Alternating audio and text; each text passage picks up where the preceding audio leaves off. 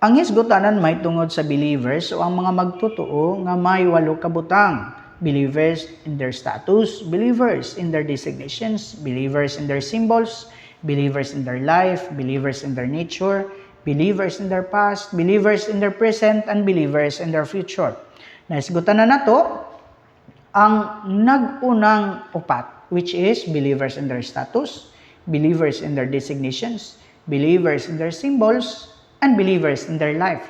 So karon ani nata sa believers in their nature. Unsa man ang kinaiya sa mga magtotoo.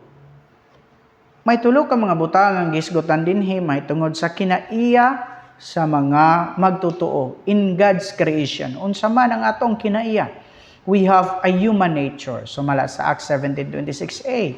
It is a pure nature without any mixture. Sumala sa Genesis 1:31, Ecclesiastes 7:29, and Romans 7:21. Unsa man ang ato ang kinaiya sa ikaduha nga hisgotanan in the full sa dihang pagkahulog sa tawo. Ang ato ang kinaiya a fallen human nature sumala sa Romans 7:17-18 ug a sinful nature mixed with a satanic nature sumala sa Romans 5:19. Ikatulo, unsa may atong kinaiya in God's salvation. We are purified, renewed nature, sumala sa Titus 3:5.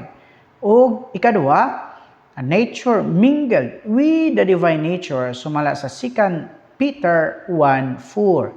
So mo ni ang mga hisgotanan, may tungod sa magtotoo, may tungod sa kinaiya or nature in God's creation, in the fall, and in God's salvation.